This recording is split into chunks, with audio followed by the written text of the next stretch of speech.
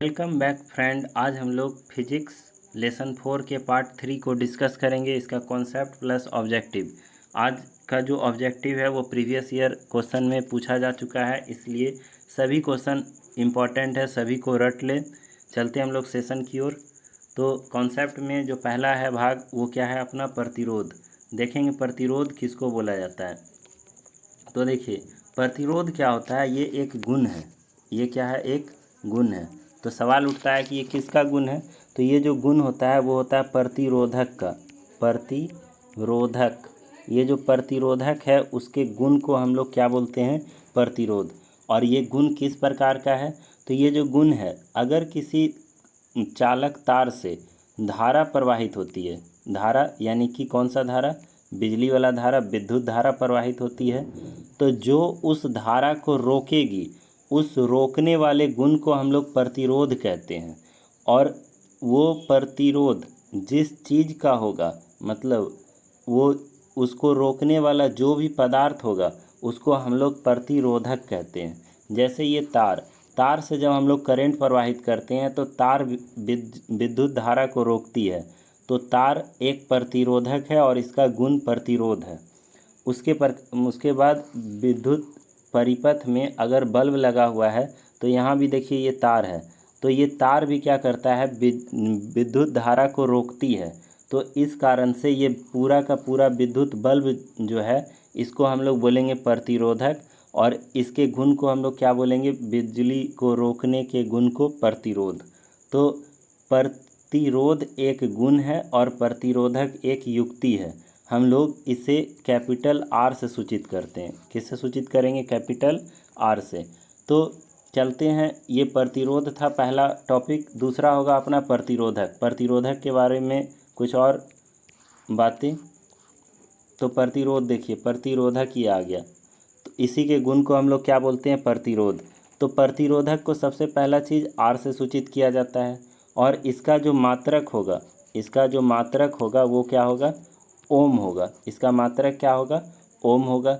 इसके पहले हम लोग एक फार्मूला पढ़े थे, ओम का नियम। ओम के नियम में फार्मूला आया था V बराबर आई आर।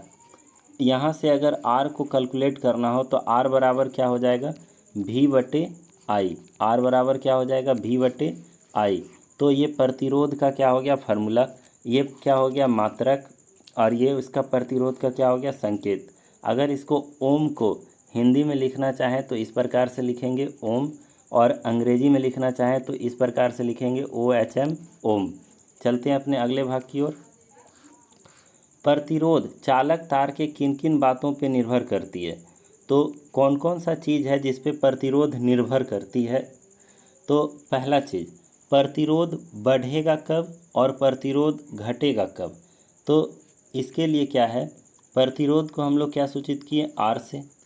अगर चालक तार की लंबाई जितना ज़्यादा होगी, जितना ज़्यादा चालक तार की लंबाई होगी उतना ज़्यादा प्रतिरोध होगा।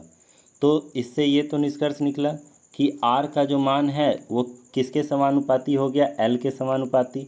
एल यानी कि लंबाई। दूसरा, आर का जो मान है वो व्युत्क्रमानुपाती होता है 1/a का। ए मतलब हो गया क्षेत्रफल। तार का मोटाई जितना अधिक होगा उस तार का प्रतिरोध उतना ही कम होगा। इसलिए जब हम लोग बड़ी बड़ी युक्ति लेते हैं ज़्यादा प्रतिरोध वाला, जैसे हीटर या फ्रिज, तो इसमें ये सलाह दिया जाता है कि विद्युत वायर का जो उपयोग करेंगे उसका मोटाई थोड़ा अधिक होना चाहिए। मोटाई कहने से मतलब है अनुप्रस्थ काट के क्षेत्रफल से। जैसे सपोज कीजिए कि ये वाला जो भाग है, ये एक तार है और ये इसकी गोलाई है, तो ये वाला जो भाग है इसी के क्षेत्रफल को हम लोग क्या बोलेंगे, अनुप्रस्थ काट का क्षेत्रफल। अगर हम लोग चलते हैं तीसरे भाग पे, तो देखिए क्या होगा। इसको हम लोग समीकरण 1 ले लेते हैं और इसको हम लोग समीकरण 2 ले लेते हैं।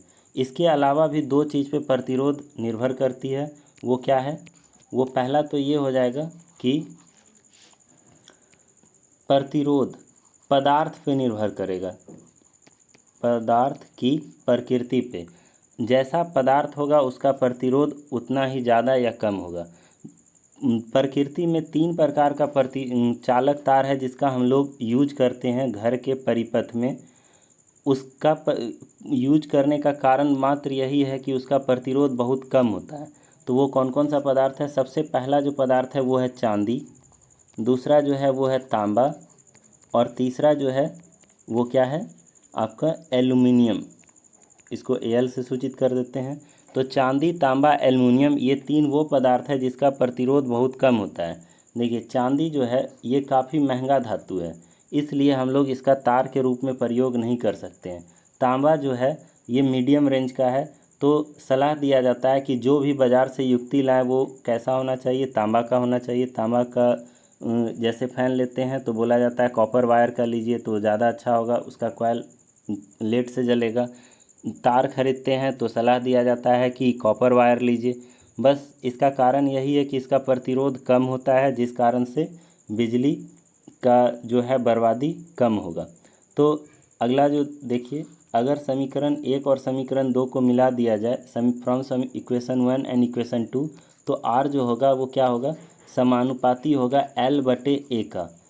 आर समानुपाती किसका होगा? L बटे A का। तो ये क्या हो गया? आर समानुपाती L बटे A। इस समानुपाती को सिंबल को हटाने के लिए यहाँ पे एक नियतांक देते हैं, और वो नियतांक का नाम क्या है? रो। तो R बराबर रो इंटू L बटे A। समानुपाती के स्थान पे केवल ये क्या दिया गया है? रो। तो ये जो रो है इसको हम लोग बोलते हैं, तो ये जो रो है, रो को बोला जाता है क्या? प्रतिरोधकता। इसको क्या बोलेंगे हम लोग? प्रतिरोधकता। देखिए यहाँ पे लिखा हुआ है प्रतिरोधकता, और इस प्रतिरोधकता के बारे में चलेंगे तो इसका मात्रक पूछा जाता है जो सबसे ज़्यादा इम्पोर्टेंट है, और अगर पूछा जाए तो ये क्या है? यह एक नियतांक है। तो इसके बारे में चलते हैं हम लोग आगे। प्रतिरोधकता, इसको किससे सूचित किया गया? रो से। अगर इसका फार्मूला निकालेंगे तो फार्मूला क्या हो जाएगा? रो बराबर R इंटू A बटे L। इसका अगर फार्मूला के रूप में चेंज किया जाए तो हो जाएगा रो बराबर R इंटू A बटे L। तो इसका सबसे पहले पूछा जाता है मात्रक। तो मात्रक क्या होगा? R का मात्रक हो जाएगा ओम, क्षेत्रफल का मात्रक हो जाएगा मीटर स्क्वायर, और लंबाई का मात्रक हो जाएगा मीटर। तो ये मीटर और मीटर स्क्वायर से m कट के क्या हो जाएगा? ओम मीटर। यानी रो का जो मात्रक हो जाएगा वो क्या हो जाएगा? ओम और मीटर, ओम मीटर। इसी को हम लोग शॉर्ट में लिखेंगे, इसको हम लोग बोलेंगे ओम, और एम से क्या हो जाएगा? मीटर, ओम मीटर। अगर इसके आगे तो ये प्रतिरोधकता का मात्रक हो गया। प्रतिरोधकता किसको बोलेंगे? यह एक नियतांक है। आगे चलते हैं, और अगर फार्मूला पूछा जाए, परिभाषा पूछा जाए प्रतिरोधकता किसको बोलेंगे? तो बोलेंगे किसी चालक तार के प्रतिरोध और उसके अनुप्रस्थ काट का क्षेत्रफल के गुणनफल तथा उसके लंबाई के अनुपात को हम लोग क्या बोलते हैं? प्रतिरोधकता। परिभाषा में मैं ये लिखाऊंगा आगे। आगे प्रतिरोधों का समूहन। अगर मान लीजिए कि युक्ति जो है उसमें एक से ज़्यादा प्रतिरोध को अगर हमें परिपथ में जोड़ना हो तो क्या करेंगे? जैसे हम बिजली, जो इलेक्ट्रिक सर्किट होता है घर में, हम उसमें टीवी भी चलाते हैं, फैन भी चलाते हैं, बॉल भी चलाते हैं। तो ये सभी को कैसे जोड़ा जाए? तो जोड़ने का दो तरीका है। पहला तरीका जो है उसको हम लोग बोलते हैं श्रेणी क्रम समूहन, श्रेणी क्रम समूहन, और दूसरा जो तरीका है उसको हम लोग बोलते हैं समांतर क्रम समूहन, समांतर क्रम समूहन। तो श्रेणी क्रम समूहन और समांतर क्रम समूहन जानेंगे क्या होता है। जब सभी प्रतिरोध को इस प्रकार से जोड़ा जाएगा तो हम इसको क्या बोलेंगे? श्रेणी क्रम समूहन। इसकी खासियत क्या है? देखिए सबसे पहले तो ये बैटरी है, और बैटरी से धारा प्रवाहित हो रही है, तो धारा इस दिशा में बहेगी क्योंकि धन ध्रुव इसका इधर है। तो ये जो धारा है I, ये I कहीं बटा नहीं, सभी प्रतिरोध से बराबर मात्रा में I निकलेगी। I का मान कहीं चेंज नहीं हुआ, लेकिन विभवांतर वोल्टेज का मान ज़रूर चेंज होगा। इसका वोल्टेज ज़्यादा होगा, इसका कम, और इसका सबसे कम। तो इस दोनों के बीच का जो वोल्टेज है उसको हम लोग बोले V1, इस दोनों के बीच का जो वोल्टेज है इसको हम लोग बोले V2, और इस दोनों के बीच का जो वोल्टेज है इसको हम लोग क्या बोलते हैं? V3। तो इस प्रकार से तीन वोल्टेज बना, V1, V2 और V3। तो विभव अलग अलग और धारा अगर एक ही हो, धारा I का मान समान हो और विभव का मान अगर अलग अलग हो, तो उसको हम लोग क्या बोलते हैं? श्रेणी क्रम समूहन। इसके जस्ट अपोजिट होगा समांतर क्रम समूहन। यदि I का मान अलग अलग और V का मान समान होगा तो उसको हम लोग क्या बोलेंगे? समांतर क्रम समूहन। तो श्रेणी क्रम समूहन में जो जानने वाली बात है, दूसरी परिभाषा हम लोग क्या बोल सकते हैं? अगर किसी एक प्रतिरोध के पहले सिरे को धन ध्रुव से और दूसरे सिरे को दूसरे प्रतिरोध के दूसरे सिरे से जोड़ दिया जाता है, फिर दूसरे प्रतिरोध के दूसरे सिरे को तीसरे प्रतिरोध के पहले सिरे से जोड़ दिया जाता है, तो इस प्रकार के समूहन को हम लोग श्रेणी क्रम समूहन कहते हैं। ये वाला परिभाषा ज़्यादा आसान होता है, इसलिए ये जो परिभाषा है ये ज़्यादा आसान है, इसलिए इसको याद रखेंगे कि धारा का मान समान और विभव का मान अलग अलग होगा तो उसको हम लोग क्या बोलेंगे? श्रेणी क्रम समूहन। चलते हैं समांतर क्रम समूहन की ओर। समांतर क्रम समूहन किसको बोलेंगे? तो देखिए ये क्या होगा कि इस बार धारा बदल जाएगी। ये प्लस है, ये क्या है? प्लस है, तो करंट इधर से जाएगा। इसमें ये अलग बात है कि प्लस इधर उधर कोई भी हो, कोई समस्या नहीं है। ये धारा जो आ रही है इस प्रकार से आई, ये क्या होगा? यहाँ पे 3 भाग में बटेगी, एक इधर और एक इधर, 3 भाग में बटेगी। तीनों का मान अलग अलग होगा। ये हो जाएगा I1, ये हो जाएगा I2 और ये क्या हो जाएगा? I3। तो धारा का मान तीनों में अलग अलग है, I1, I2, I3, किंतु प्रतिरोध का मान सब एक ही है। धारा का मान अलग है किंतु विभवांतर का मान देखिए, एक बिंदु ये हो गया और एक बिंदु ये हो गया। इस दोनों के बीच का जो विभवांतर है उसको हम लोग क्या बोले? भी।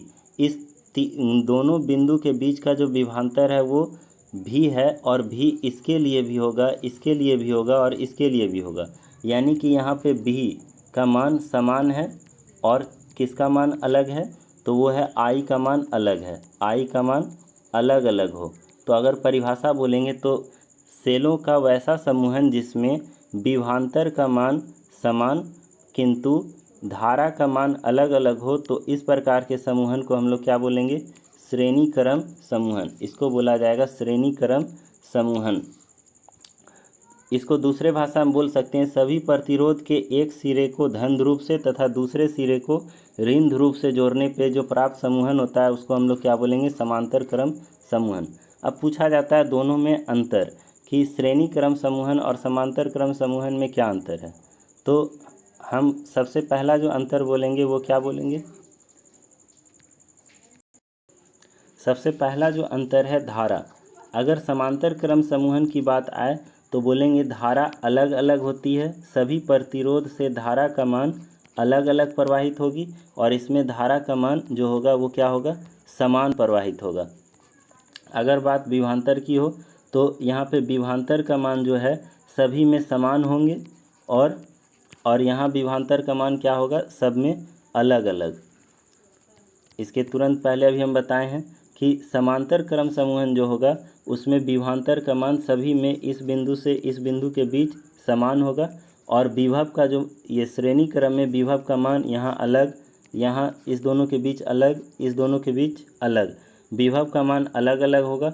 वहीं धारा का मान यहाँ 3 भाग में बट जाएगा, I1, I2, I3, और यहाँ धारा का मान समान होगा। तीसरा अगर चलते हैं बात करें, मान लीजिए कि अगर यहाँ से कोई भी एक प्रतिरोध ब्रेक कर जाए, मतलब कि ये क्या हो जाए? टूट जाए या ये जल जाए, तो क्या ये दोनों बल्ब अगर लगा हुआ है तो ये जलेगा? बिल्कुल जलेगा। करंट यहाँ से भी जाएगी, यहाँ से भी जाएगी, जलेगा। किंतु अगर इस तीनों प्रतिरोध में से एक भी प्रतिरोध खराब हो जाए, ये अगर मान लीजिए परिपथ यहाँ पे टूट जाए, तो धारा क्या प्रवाहित होगा? यहाँ पे धारा प्रवाहित होना बंद हो जाएगा। तो इसका मतलब है कि समांतर क्रम समूहन जो होता है उसमें अगर कोई एक प्रतिरोध खराब भी हो जाता है तो अन्य 2 प्रतिरोध या बल्ब जलेंगे। अगर 2-3 युक्ति लगी हुई है, एक खराब हो जाती है तो भी सभी जलेंगे। किंतु श्रेणी क्रम में अगर एक युक्ति खराब हो जाती है तो अन्य 2 बल्ब भी क्या होगा? बंद हो जाएगा। पहले झालर वाला बॉल देखते थे जो इस प्रकार से लगा हुआ होता था, यहाँ पे एक बॉल है, यहाँ एक बल्ब है, यहाँ एक बल्ब है पहले। तो एक बल्ब के ख़राब होने के कारण सभी बल्ब जलना क्या हो जाता था, बंद हो जाता था। चलते हैं हम लोग अगला, विद्युत धारा का ऊष्मीय प्रभाव किसको बोला जाता है, विद्युत धारा के ऊष्मीय प्रभाव। आप देखते होंगे जब धारा प्रवाहित होती है तो धारा प्रवाहित होने के बाद थोड़ा सा ऊष्मा निकलता है, किसी से ज़्यादा ऊष्मा निकलती है तो किसी से कम ऊष्मा निकलती है। अगर हम लोग बात करें एलईडी बल्ब का, उसको छुएंगे तो वो कम गर्म लगेगा, पहले वाला बल्ब को छूते तो वो ज़्यादा गर्म लगेगा। ऐसा क्यों होता है, ऐसा होता है प्रतिरोध के कारण। जिसका प्रतिरोध जितना ज़्यादा होगा उससे ऊष्मा की मात्रा उतना ही अधिक निकलेगी। तो ये जो ऊष्मा है इसका हम लोग कहाँ यूज कर सकते हैं, उपयोग कर सकते हैं, इसी को हम लोग यहाँ पे पढ़ेंगे कि विद्युत धारा का ऊष्मीय प्रभाव क्या है। विद्युत धारा के प्रवाहित होने के बाद जो ऊष्मा की मात्रा निकलती है उसका फार्मूला होता है ये यू से हम लोग ऊष्मीय ऊर्जा को सूचित किए और उसका मान हो जाएगा I²RT। इसका मान क्या हो जाएगा, I²RT। आई विद्युत धारा को सूचित कर रहा है, आर उसके प्रतिरोध को और टी समय को। ये I²RT उत्पन्न ऊष्मा की मात्रा का फार्मूला हो गया। तो अगर आगे न्यूमेरिकल में हम लोग यूज करेंगे तो क्या यूज करेंगे, U बराबर I²RT। चलते अगले भाग की ओर, इस ऊष्मा के बारे में पढ़ेंगे कि यहाँ कैसे कैसे यूज होता है। अगला है विद्युत शक्ति। विद्युत शक्ति किसे कहते हैं, तो विद्युत शक्ति देखिए क्या होता है, किसी भी परिपथ का जो विद्युत शक्ति होगा उसको हम लोग P से सूचित करते हैं, और शक्ति चाहे कोई भी हो उसका मात्रक जो होता है वो क्या होता है, वाट। और मात्रक को हम लोग W से सूचित करेंगे, विद्युत शक्ति का जो मात्रक होगा वो क्या होगा, W, यानी कि वाट। विद्युत शक्ति का SI मात्रक क्या हो गया, वाट। इसका फार्मूला हो जाएगा V/I, यानी कि विभव और करंट इस दोनों के गुणनफल को गुना कर देंगे तो उसको हम लोग क्या बोलेंगे, विद्युत शक्ति। दिखाया जाता है कि बल्ब, विद्युत बल्ब जो है पूछा जाता है कितना वाट का है, तो हम लोग क्या बोलते हैं, ये बल्ब 100 वाट का है। एलईडी लेते हैं तो वो 9 वाट का होता है। ये 100 और 9 क्या है, ये विद्युत विभव और आई यानी कि प्रवाहित धारा के गुणनफल का मान है, इतना ये बर्दाश्त कर सकती है। तो P से हो गया पावर, विद्युत पावर मतलब इलेक्ट्रिक पावर, और इसको हम लोग बोले विद्युत शक्ति। ये बराबर होता है विभवांतर और विद्युत धारा के गुणनफल को। अगर परिभाषा पूछा जाए तो विद्युत शक्ति किसको बोलेंगे, तो बोलेंगे किसी परिपथ का विभवांतर और प्रवाहित धारा के गुणनफल को हम लोग क्या बोलते हैं, विद्युत शक्ति। इसका एक और परिभाषा है जो क्या होता है, देखिए P बराबर W/T। P बराबर W/T। जहाँ नीचे T लिखा हुआ हो वहाँ हम दर का परिभाषा में यूज करते हैं। और ये W क्या है, ये ऊर्जा है या खपत ऊर्जा है या कार्य बोलेंगे। किसी परिपथ में विद्युत ऊर्जा के व्यय की दर को, ये विद्युत ऊर्जा के व्यय की दर को हम लोग क्या बोलते हैं, विद्युत शक्ति। अगर पूछा जाए कि विद्युत शक्ति का परिभाषा क्या है, तो विभवांतर और विद्युत धारा के गुणनफल को तो हम लोग बोलते हैं, और इसका दूसरा परिभाषा क्या बोलेंगे, विद्युत ऊर्जा के खपत की दर को हम लोग क्या बोलेंगे, विद्युत शक्ति। अगला भाग, विद्युत ऊर्जा, इलेक्ट्रिक ऊर्जा है क्या, तो इलेक्ट्रिक ऊर्जा को हम लोग क्या बोलेंगे, देखिए इलेक्ट्रिक ऊर्जा जो होता है, विद्युत के द्वारा खपत ऊर्जा को हम लोग विद्युत ऊर्जा कहेंगे। इसका मात्रक भी क्या होता है, अन्य की भांति कोई भी ऊर्जा हो, दो चीज़ याद रखना है कि ऊर्जा कोई भी हो उसका मात्रक जूल होगा, शक्ति कोई भी हो उसका मात्रक वाट होगा। तो यहाँ पे विद्युत ऊर्जा का बात है, तो विद्युत ऊर्जा का जो मात्रक होता है वो क्या होता है, जूल। किंतु ये जूल तो हम लोग न्यूमेरिकल्स बनाने में यूज करेंगे, और व्यावसायिक रूप से या घरों में ये जूल बहुत छोटा मात्रक हो जाता है। तो इसी को बड़ा बनाने के लिए इसका मात्रक होता है किलोवाट घंटा। क्या हो जाएगा मात्रक, किलोवाट घंटा। तो 1 किलोवाट घंटा की अगर बात किया जाए 1 kWh बराबर, तो उसका फार्मूला होता है 3.6 × 10⁶ जूल। 1 किलोवाट घंटा बराबर 3.6 × 10⁶ जूल। और इसी को एक BOT भी बोला जाता है, BOT मतलब बोर्ड ऑफ ट्रेड यूनिट।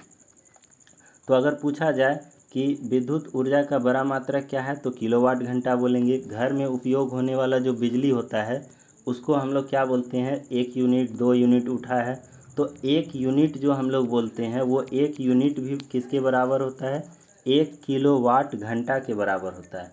अगला, विद्युत धारा के ऊष्मीय प्रभाव का योग। अभी हम तुरंत बताए थे कि विद्युत धारा प्रवाहित होने पे ऊष्मा निकलती है, उस ऊष्मा का हम लोग कहाँ उपयोग करते हैं उसके बारे में जानेंगे। तो ऊष्मा ज़्यादा निकले इसके लिए हम लोग क्या बनाते हैं, तापन अवयव बनाते हैं। अब इसी को हम लोग बोलते हैं हीटिंग एलिमेंट। ये हीटिंग एलिमेंट तापन अवयव क्या है इसके बारे में जानेंगे। जब किसी चालक से विद्युत धारा प्रवाहित करते हैं तो ऊष्मा निकलती है। वह सा पदार्थ जो ऊष्मा की मात्रा को बहुत ज़्यादा बढ़ा दे उसको हम लोग क्या बोलेंगे, तापन अवयव। ये तापन अवयव के बारे में आप सब परिचित होंगे। ये आयरन में होता है, ये कहाँ होता है, हीटर में होता है। ठंड के सीजन में पानी को गर्म करने के लिए इसका हम लोग यूज करते हैं। ये सब तापन अवयव है और ये जिसमें लगा होता है उसको हम लोग बोलते हैं इलेक्ट्रिक पदार्थ। अब देखते हैं विद्युतीय उपकरण या इसको हम लोग उपस्कर भी बोलते हैं। आगे चलते हैं, विद्युत तापक। विद्युत तापक को हिंदी में बोला जाता है इलेक्ट्रिक हीटर। इसको हम लोग क्या बोलेंगे, इलेक्ट्रिक हीटर। तो हीटर, इलेक्ट्रिक मतलब विद्युत, हीटर मतलब ऊष्मा उत्पन्न करने वाला। ये हीटर पहले खाना बनाने के समय यूज होता था और ये हीटर ठंड के समय में ऊष्मा प्राप्त करने के लिए, गर्मी प्राप्त करने के लिए उपयोग किया जाता है। तो अगर बात किया जाए कि तापन अवयव की, इसमें क्या लगा हुआ होता है,